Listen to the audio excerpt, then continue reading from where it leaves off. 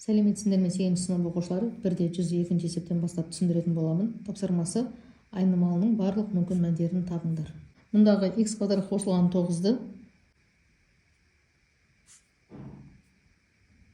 0-ден үлкен немесе 0-ге тең деп аламыз. Енді оқушылар, мұндағы x-ның орнына біз кез келген санды қоя аламыз, себебі мұнда бізде дәрежесі жоқ екен. Сонда теріс санға немесе оң санға біз жұп дәреже беретін болсақ, одан бізде оң таңбалы сан шығады. Сонда x бізде тиісті минус шексіздіктен плюс шексіздікке дейінгі сандар аралықтарына. Енді мұндағыны жеке-жеке түбірге алсақ болады. 1 бөлінген түбір асты x. Сонда 1 түбірдің астынан 1 болып шығады, түбірдің астында x қалады. Енді бұлай алсақ болады. Бізде x 0-ден үлкен болу керек, және x 0-ге тең болмауы керек. Егер 0-ге тең болатын болса, мынау бөлшектің мағынасы болмай қалады. Сонда енді осыдан бізде x тиісті 0-ден плюс шексіздікке дейінгі сан аралықтарына, яғни 0-ден үлкен болу керек, яғни оң сан болу керек, және 0-ге тең болмауы керек. Енді мұндағы түбірдің астында, модульдің астында x екен. Модульдің астынан оқушылар өздерің білесіңдер, оң сан шығады. Сонда бізде x тиісті болады минус шексіздіктен плюс шексіздікке дейінгі сандар аралықтарына. Яғни осы аралықтағы кез келген санды қоятын болсақ, ол модульдің астынан оң сан болып шығады. Енді мұндағыны 4 бөлінген түбір асты x-ті былай алсақ болады. Осы бөлшекті былай алсақ болады. X бізде 0-ден үлкен болу керек, яғни оң сан болу керек, және x 0-ге тең болмауы керек. Енді осыдан келіп, бізде x тиісті болады 0-ден плюс шексіздікке дейінгі сан аралықтарына.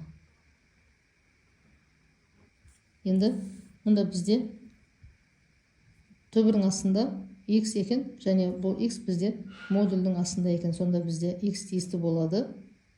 Жаңа айттық, модульдің астына кез келген санды қойсақ болады. Сонда минус шексіздіктен плюс шексіздікке дейін сан аралықтарын қойсақ болады екен. Енді мұнда бізде x 0-ден үлкен болу керек, немесе 0-ге тең болу керек. Мұндағы немесе x бізде минус 2-ге тең болмауы керек. Егер де минус 2-ні қоятын болсақ, 0 болып кетеді, сонда мынау бөлшектің мағынасы болмай қалады. Енді осыдан бізде x тиісті 0-ден плюс шексіздікке дейінгі сан аралықтарына. 0-ді жауапқа кіргіземіз.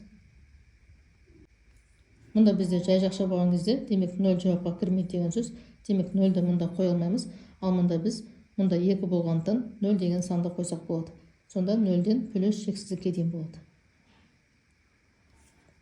Енді мұнда 4 азайтылған x, яғни мұнда квадрат екен, сонда былай алсақ болады. 4 азайтылған x, бұл не істейді? Модульдап барып түбірдің астына шығады. Сонда бізде x тиісті болады. Біз x-ның орнына кез келген санды қойсақ болады. Сонда минус шексіздіктен плюс шексіздікке дейін сан аралықтарындағы кез келген санды қойсақ болады.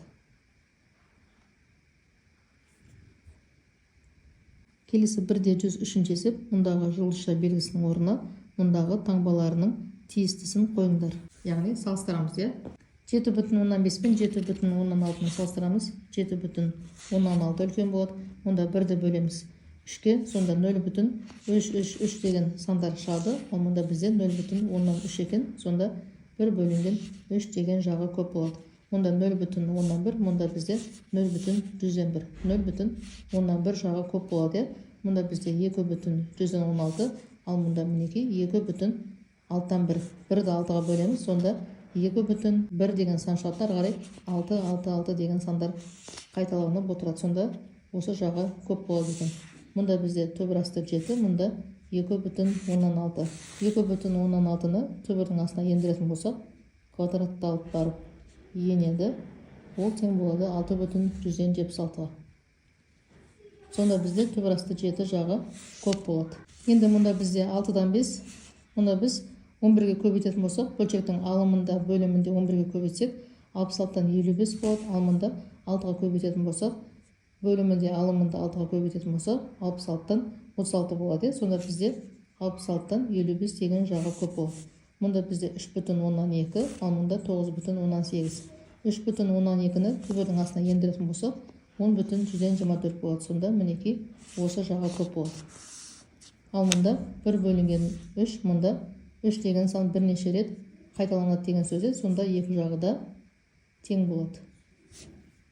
Оқушылар, келесіде 1-де 104-ші есептен бастап жалғастырып түсіндіретін боламын. Қажет болса каналымда басқа да жаттығу есептері және алгебра, геометрия, физика пәндерінің БЖБ және ТЖБ талдау сабақтары бар. Каналға өтіп, қажетті сабақтарды қарасаңдар болады.